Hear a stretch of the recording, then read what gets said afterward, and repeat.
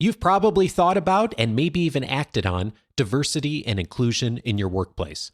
But have you specifically taken action on supporting women of color? That's the invitation today from Minda Harts, bestselling author of The Memo. This is Coaching for Leaders, episode 506. Produced by Innovate Learning, maximizing human potential.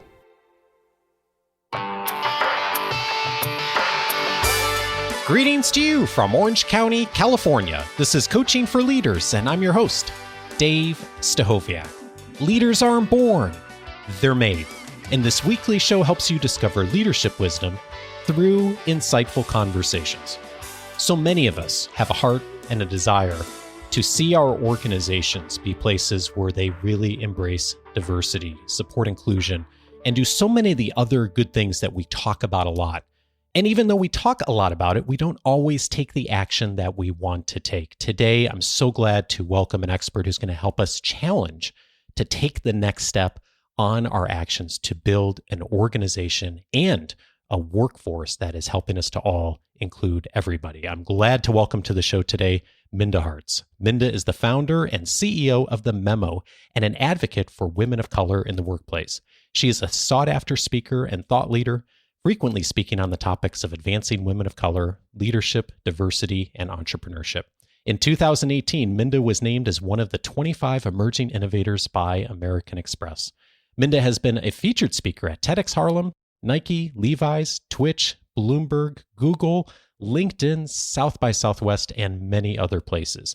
She is an adjunct professor of public service at NYU's Robert F. Wagner Graduate School of Public Service.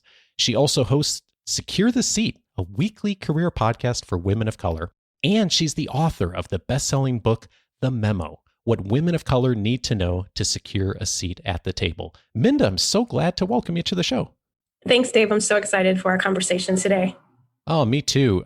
When you talk about your work, and specifically when you talk about the book, The Memo, you've described this book as a love letter to women of color. I'm curious, what prompted you to write this book? That's a great question. And I really have to take us back in time a little bit to answer that properly. And I spent 15 years of my career in corporate America, and I was often the only woman of color, the only Black woman in a professional role.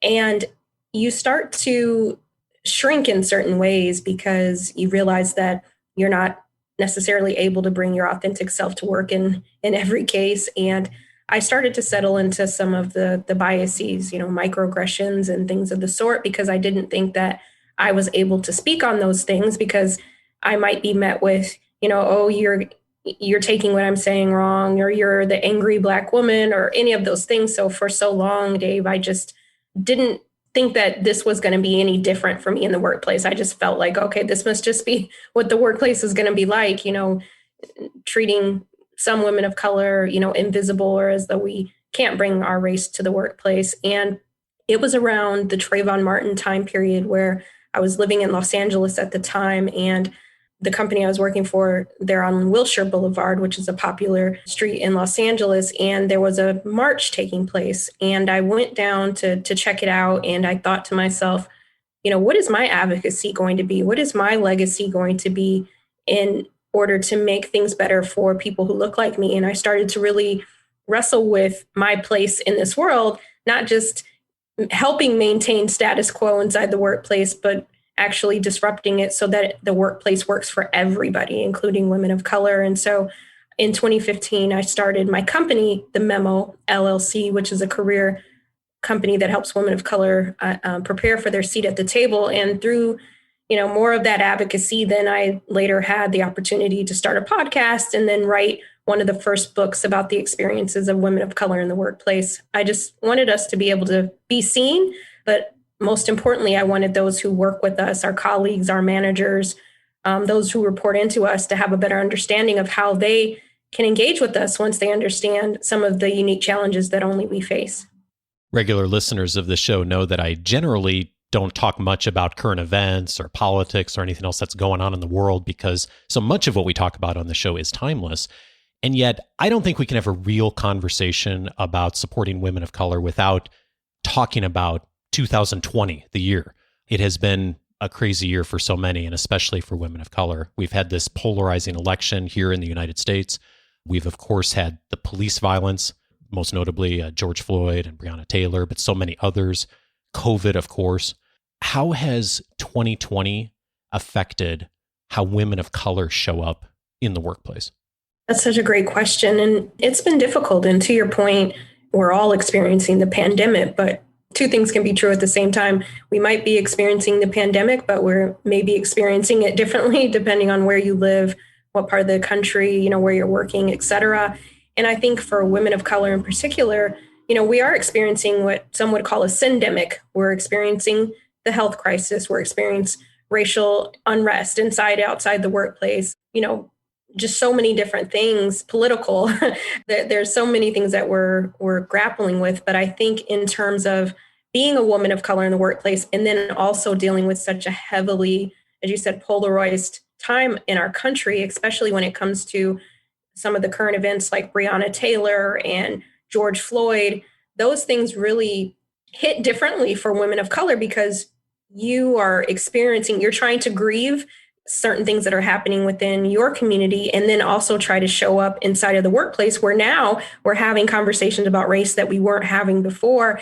And so many people are pulling at you for the answers and the solutions. And I think that there hasn't been a lot of empathy to say, okay, well, if you all didn't create this system, some of these inequalities, then it's unfair to task you with having to fix it too, right? And so I think it's this really weird juxtaposition, which we're happy that finally race is something that those in the dominant majority may want to talk about now, but also understanding that we're living this racial unrest as well inside and outside the workplace. And as you talked about current events, it's hard not to look at some of the things that are happening with protesting or demonstrating and then not feel that as a person of color. And so I think that it's been difficult to show up as your authentic self when you're dealing with so much outside of the workplace. I appreciate you sharing that and following you on Twitter and other women of color over the last year more and more. One thing that's really struck me as a white man that I've missed is how personal and raw the news has been. And it's really heartbreaking to see comments on social media from women of color in particular who will say something like, I wish I could just take the day off today. I wish I could take a sick day today. And that I have missed before. And I think a lot of us have missed that personal rawness that the news does bring. And I think the other piece here too is acknowledging some of the numbers. And you quote in your book, women of color hold less than 11% of management roles, less than 8% of senior management roles, and less than 4% of executive roles in U.S. Fortune 500 companies. And so we're attempting to aim this conversation actually not at women of color, although if you're a woman of color listening and you haven't read the memo, you should. So that's my first invitation. But I'm actually hoping we can aim this conversation at the folks who have privilege, especially white leaders, because so much of what we can do in our work as leaders is really about those who have privilege. First and foremost, have the responsibility to take action. And you write in the book, white people have to acknowledge their hand in this country's systemic racism. And to be clear, I'm not calling all white people racist, but I am calling many accomplices. As an accomplice, by definition, is someone who helps another commit a crime. When folks don't stand up against racism, then I consider them accomplices. You can't support me and remain silent. What is it that white folks in particular are missing in the context of the workplace? Yeah, that's such I'm glad that we're having this conversation because I think that there's been this, fog around the word privilege, right? And so in my perspective, I don't think privilege is a bad thing. I think each of us holds some ounce of privilege, right? And the question I would have people ask themselves is, how do you want to use it? Is your privilege only going to benefit you? Or wouldn't it be great if we could use what we have and help others along as well? And I think when we're talking about, kind of what's missing is understanding that humanizing the experiences of everybody.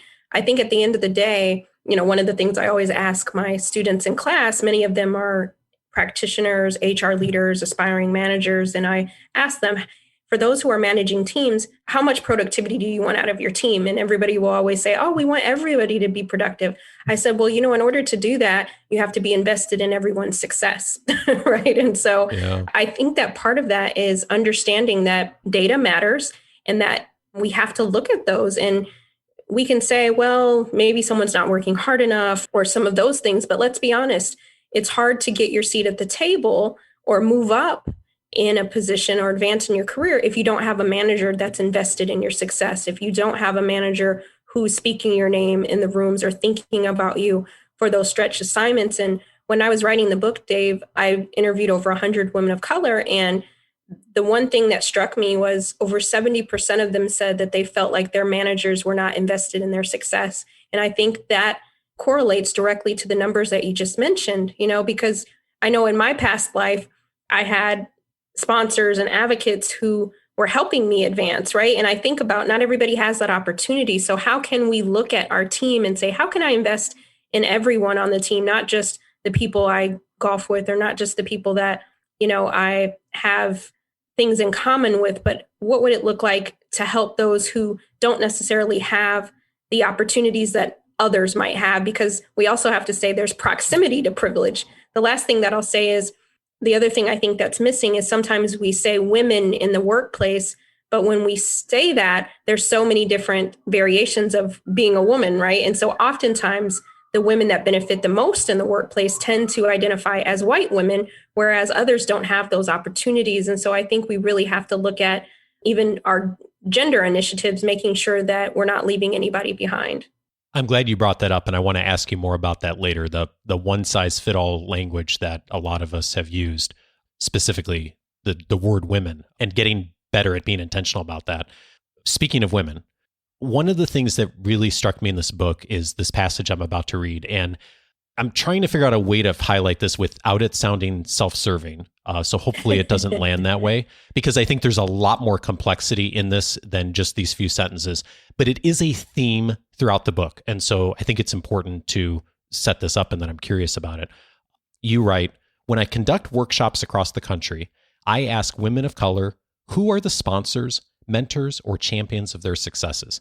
The answer is white men, almost 99% of the time. Many white women desperately claim to be allies, but frankly, most of them have not done much to help advance women of color in the workplace. When I read that, Minda, my first thought was just expecting that to have said the opposite. Like if you had asked me before reading your book, like who is doing the work, who is really showing up, I would have thought it's the women in the workplace who are showing up. Tell me more about this.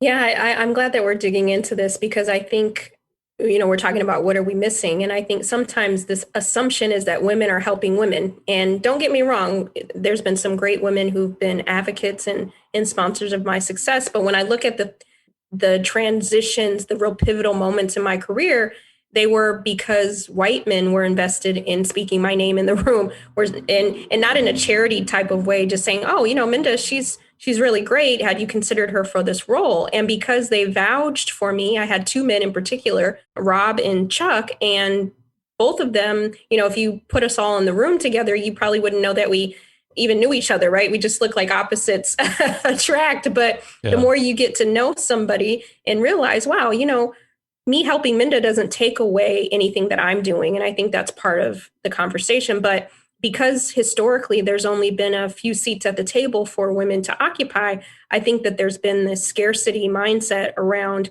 well, if I get my seat, then, I don't want to. And not saying that white women are doing this, but I think that oftentimes, I think when we think about just women and some of the systems of oppression that have been inside the workplace or the, patriarchy, that we don't think about, oh, how can I help another woman once I have my seat? And so again, when I did the research around my book, it was an overwhelming majority of women of color said it was white men who offered them that opportunity. And I'll even say, regardless of the political side that you sit on, even on the main stage, you saw that with Joe Biden, right? And Kamala Harris. I mean, he could have chose anyone that he wanted, and he wanted to break the glass ceiling. He was intentional about that. And I think that we can mirror that type of intentionality in every sector of business. Yeah, it's I hope people don't hear me giving a pass to white men, because the what you just said, I think, is really key, is that white women have fought a long time for many of the seats at the table as well too. And so I'm wondering, thinking about that context and thinking about organizations that you've worked with and women you've worked with who have seen this go better, are there things that white men in particular have done in their organizations, and leaders that have done, that have enabled women, white women, everyone to do this better? Yeah, and I'm glad you said that, Dave, because I'm not giving a pass to white men either. But what I am saying is, when we had the conversations, it was more white men that were using their privilege. And I think that even as women, sometimes we don't think that we have it, right? But realizing that some of us do have more opportunity in the workplace than others. So for us who are at the table, how are we using our privilege? How are we bringing others along with us, which I think is important. But what I have seen just in my experience and with companies that I consult with is understanding, having these conversations, right? Because I think that oftentimes we don't think about the people we aren't helping, but we're like, oh yeah, I help a lot of women. Like in particular, I had before COVID-19, I was having a lunch with a friend and CEO of a company in New York City. And we were talking about, he was really excited about all the women that had joined the team in the last year. And I said, that's great, so and so. And I said, but let me ask you, and I'm not trying to rain on your parade. I said, but out of all the women that you hired, were any of them women of color?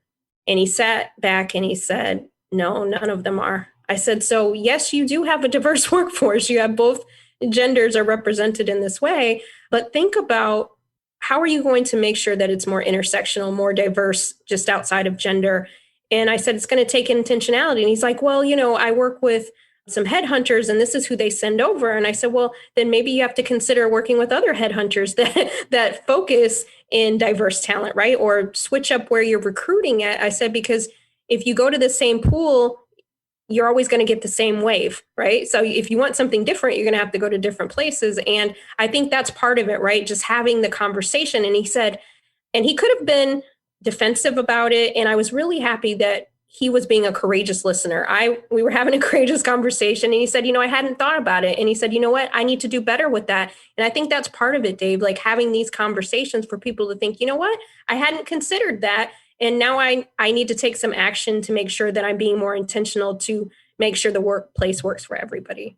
Which is a great lead into the chapter in the book that is for white readers. And the title of the chapter is No More Passes. And one of the things you say in this chapter is, I need your mindset to change.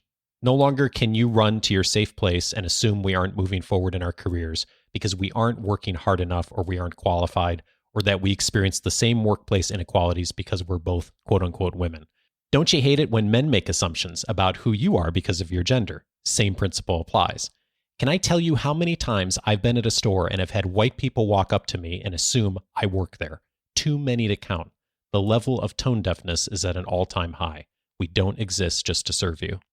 Reading that really invites me to think about my mindset and how a lot of white leaders have a mindset that we do need to change. When you're talking to leaders, and white leaders and specifically, where are you inviting them to change their mindset? Some of the things, I'll be honest, I even grappled with writing some of the things I wrote in the memo. But what I realized was, if I don't lean into my courage and push aside my caution, then nobody benefits from me being cautious.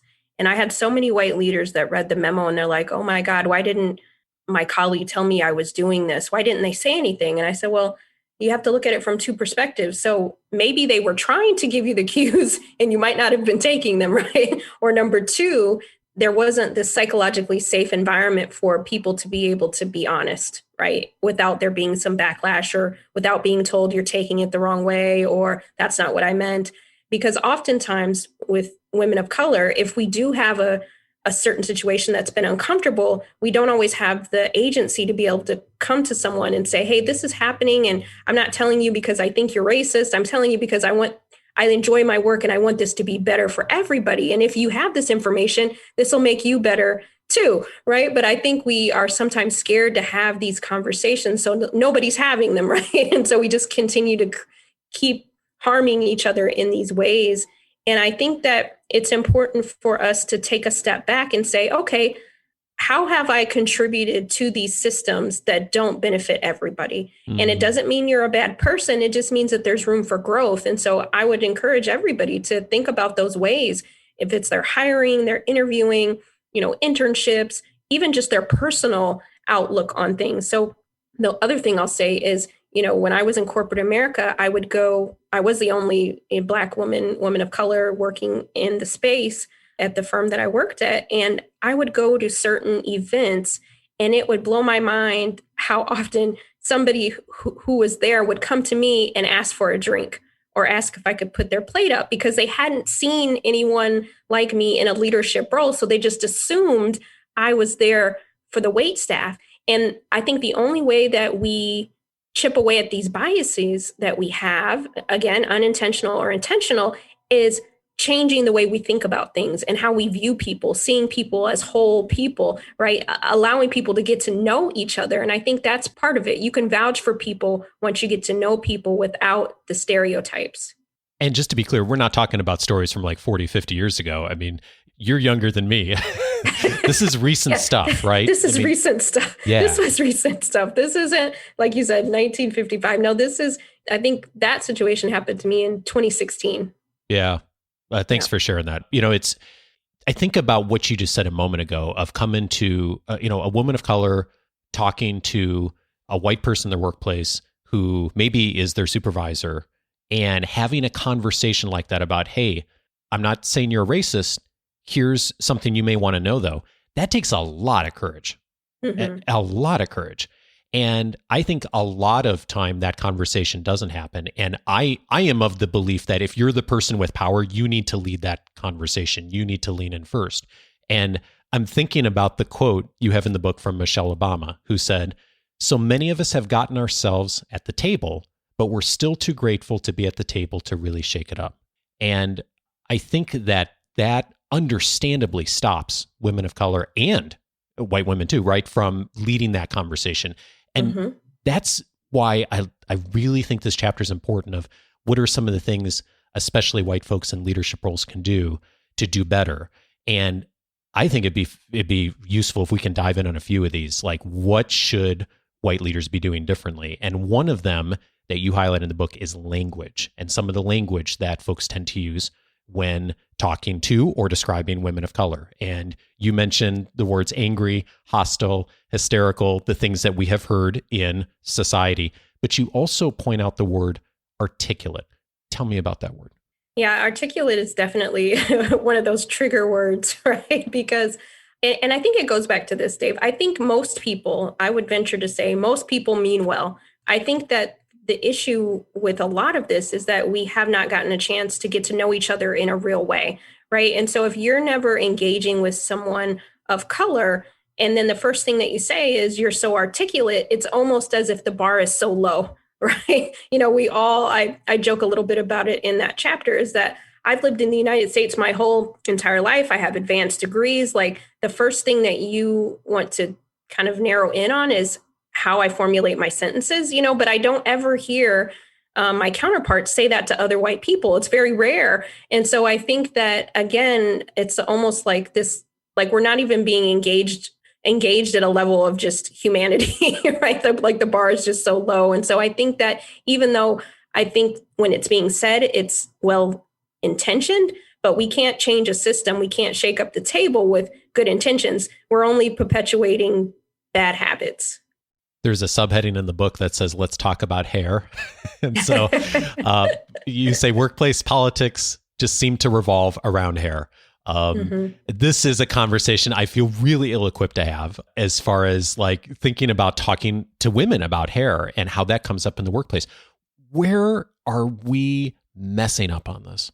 Yeah. So this is when I mentioned facetiously the greatest hits of what not to do, is I think that this comes in at number 2, if not like right there at number 1 with the articulate comment, is hairstyle. So what I will say is that oftentimes when we talk about professionalism in the workplace, we have to realize that that was created by those who happen to be in the dominant majority, because it wasn't until the mid 60s where women of color even had the opportunity to enter into professional roles. And only at that point, around 8% of us then moved from domestic jobs into office work, if you will. So this idea of professionalism, what type of hairstyle is professional, was very much shrouded around our natural hairstyle. So, for example, in the book, I write about a woman who I met at an event, and she said that, she can't find a lot of Black women who have polished hair. I'm paraphrasing. And I asked her to tell me what she meant by that. And polished meaning, straight or pulled back, that she wouldn't necessarily advance a woman of color who had braids or a natural hairstyle, wavy, into a position because she wouldn't think that the board in particular would think that was professional.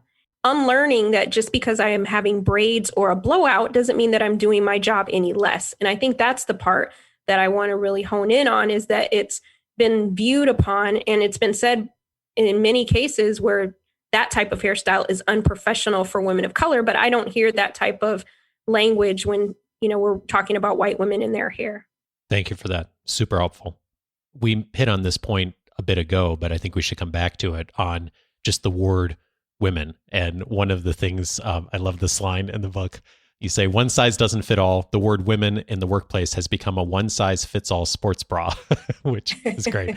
And then as I'm doing my notes for this episode, I do tags in my system, and I started writing the tag WOM, and it populates women. And I thought, okay, there it is right in front of me. I put everything under the context of women. Conversations like this in the past. No more. I've got a new tag now. But that's also a theme in the book of the one size fits all mentality around the word women. Tell me more about that. Where should we be doing different? Yeah, I think it goes back to humanizing people as individuals, right? So even if you have 5 women of color that you work with, it doesn't mean that they all are experiencing the workplace the same. And I think it goes back to understanding. So am I listening to what's being said to me? Am I educating myself? And am I activating? And what engaging like with me may be different for the next person. But I do believe we can't just like anybody for the workplace, you can't have a manager that goes in and says, okay, I'm managing a team from five to 10 people, and I'm just going to treat everybody the same, right? This is how I manage, and this is how I'm going to engage with Minda and Dave, and it's all going to be the same. Eventually, you'll find that to get the most out of me, I need a certain type of style when we communicate, or, it's going to take a little bit different conversation style to get the most out of me. Whereas maybe Dave might be more direct. And so the manager knows that I don't have to maybe coddle Dave. He just likes it direct, other things like that. And I think it's the same approach in the workplace. It can't be a one size fits all for anyone. Yes, values and mission and things of that sort. Yes, those are staples, but how you invest in someone's success requires you to ask, what is it that I can do to help you do the best work of your career here? And I think that's just for women of color too. Oftentimes we feel like we're on an island alone. And again, to those diversity initiatives in terms of gender, oftentimes women of color are not beneficiaries of those programs. And for example, 1 in every 5 white women are advanced to the C-suite, whereas 1 in 25 women of color are advanced to the C-suite. Wow. And so even in those numbers, you realize that somebody isn't benefiting, and not all women are benefiting from these initiatives. So I think we have to take a hard look and say, okay, well, it's not that women of color are working any less hard, but do they have a sponsor? Do they have a mentor? Do they have access to the opportunities? And I think we have to think about, again, what is our role in this? Are we only advocating for people who we know? Or are we finding out, let me find out a little bit more about the work that Minda does so that, when an opportunity comes up, I've had some conversations with her and I understand what she's looking for and what the needs are of the company. And so I feel like the unlearning part is understanding that just because we say women, and even with white women, I've had some who've reached out to me who really like the book. And then you have others who say, well, I think you're being divisive by saying that women of color experience the workplace this differently. And we do, right? And it's not a bad thing to say that, but it's now, how do we look at the openings and possibilities to make work better for everybody. And I think right now we have the opportunity to do that, but it's going to take leaders and managers and women of color to lean into those conversations. One other thing that came out of this chapter for me is the term self-proclaimed allies. You write, other people can call you woke, but you don't get to call yourself that. I shouldn't even be calling myself that. It's lame as hell. Being woke doesn't mean you're putting in the work. Writing some enlightened essays doesn't earn you the badge. You are not a big fan of the word woke. Tell me more about that. Well, I think it's these words like woke and allyship. I think they've been like hijacked, right? I think the intent was, yes, now the signals that, okay, I'm willing to learn. I'm willing to educate. I want to get, roll up my sleeves and be a participant in making the workplace better for everybody. But the reality is, just because we call ourselves woke or we call ourselves an ally doesn't mean we're actually doing anything. And I think back to like childhood, some of the listeners, they may have been in like 4-H or Cub Scouts or Girl Scouts or Brownies. And in order to get the badge, you had to do the thing, right? There had to be some type of act. And I think that allyship has to be moved into action. So when is the last time that you actually activated your allyship? I think that's the better question, because it's not enough to say that you are an ally. So for example, recently, McKinsey and Lean In, they came out with a study in the last couple months, and they asked over 7,000 white women, how many of you consider yourselves an ally to women of color in the workplace? And over 80% said that they consider themselves an ally, which is awesome, right? So many. But then they asked the population of women of color, how many of you have experienced white women being allies to you in the workplace? And less than 20% said they felt like white women were allies to them. So I do believe there is, again, a disconnect in between how we see ourselves and what we're actually doing. And I think that there's so much opportunity in that number for us to activate our allyship. So now that you've identified that you want to be one, what does it look like to activate it? And you can look at the workplace, look at your level of influence. What are those ways in which you can be an active ally? And I mentioned that I had 2 gentlemen who happened to be white men who invested in my success. They were success partners. They helped me with opportunities for advancement, promotion, salary increases. They were really invested in my success, and yet they still were able to continue to build their career. Didn't take anything away from what they were doing by lending their privilege, lending their voice in the rooms that I wasn't in. And so for those who are at the table, how can you help add more seats and make it more diverse? Because what we do know is when people feel invested in, productivity is better, and that's better for business. Our listeners know I'm a big believer in movement and taking small steps, first steps forward. And I know there's a bunch of folks listening who consider themselves allies, who consider themselves quote unquote woke, but haven't yet taken the action they intend to take. When you see people start to create some movement on this, particularly white folks, and they do take a step, what is it that either they do or what is it that they begin to start that actually moves the needle a bit? Yeah, I think I think for some, they are like, oh, I didn't realize that I wasn't really doing anything, right? I thought saying that I was an ally was enough. And I think that that's a good place to start. But the next step is, again, activating that allyship. So perhaps the next step might be reading the memo, right? Or reading books that would, like right now, I'm reading a book called Making Hispanics. And it talks about the different intersections of Hispanics, Puerto Rican to Dominican to Cuban, because they're not a monolith, right? But we tend to group people. So how can I be a better, I consider myself, I'd like to think that I'm an ally, but if I haven't read about or engaged in their lived experiences, then it's hard for me to show up in that way, right? So I would encourage people to first, educate themselves, find those resources, listen to the podcast, share this one with others and say, hey, had you considered this? Because the more that we start to talk about this, again, it doesn't mean that we're a bad person or racist. It just means that we all have room to grow so that we create an environment in which everybody can thrive in the workplace and not just survive. And so that first step is the education.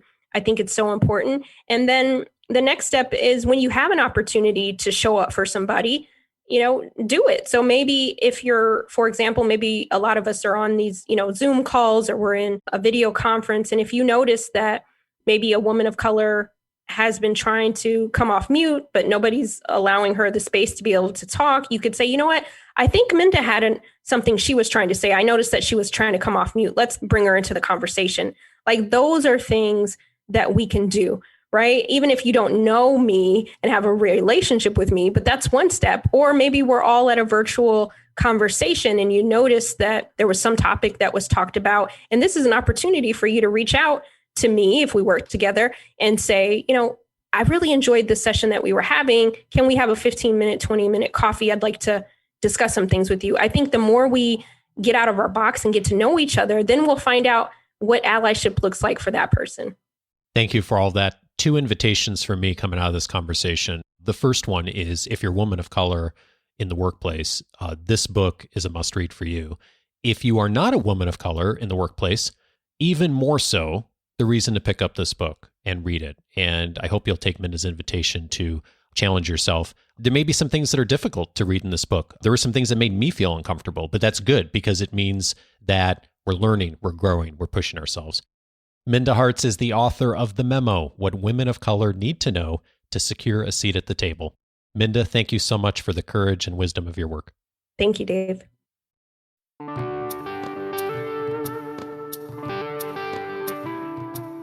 One key thing that leaders and organizations can do to better support women of color in the workplace is to ensure that their voices show up on diversity panels and as speakers. And if you're ready to take that step, a great place to start would be mindaharts.com and talk to Minda about her bringing this message to your organization. Thank you so much, Minda, for sharing your work with us. Many related episodes to this conversation today, specifically 3 I think you'd find useful. One of them is episode 254, Use Power for Good and Not Evil. My guest on that episode was Dacher Keltner. He heads up the Greater Good Project at Berkeley, has done a ton of research over the years on happiness and power and just so many of the things that come along with that. And in his conversation with me in episode 254, we talked about the dynamics of power and how they do tend to influence us. And one of the things that research shows is that the more power we get, the less empathy we tend to exhibit. That is a paradox, as he calls it, for all of us as leaders. It is also an important complement to this conversation today. Episode 254 is where to go for that. I'd also recommend episode 398, What You Gain by Sponsoring People with Julia Taylor Kennedy. You heard Julia's voice a couple weeks ago on the podcast, and that's a wonderful complement to this conversation as well. But I'd actually recommend the earlier conversation I had with her on episode 398, What You Gain by Sponsoring People. We talked about the distinctions between mentorship and sponsorship. Sponsorship, of course, both, but especially sponsorship, super important for supporting women of color. And episode 398 will give you the tools to begin that journey as well. And then finally, I'd recommend the work of Willie Jackson, featured in episode 441, Journey Towards Diversity and Inclusion. Also a leader in this space. We talked about some of the key steps that you and organizations can take in order to support better diversity and inclusion. That's episode 441. All of those episodes you can find on the coachingforleaders.com website. There is a section called Diversity and Inclusion, and you can dive in on even more conversations we've had over the years on this topic, and of course, many more. And if you haven't yet set up your free membership, I'd invite you to do that at coachingforleaders.com. That's going to give you access to the entire listening library since 2011, searchable by topic. It's also going to give you access to the weekly leadership guide that I send out every Wednesday, including the episode notes, also some of the key resources that I've been finding during the week. It also includes full access to all of the free audio courses on the website and access to my interview notes. I mentioned a few weeks ago that's a new resource that I'm providing. I've taken notes on Minda's book and am sharing all of the notes from this conversation as well. You can find all of that on the website. Coachingforleaders.com is the very best place to go. Set up your free membership and you'll be off and running.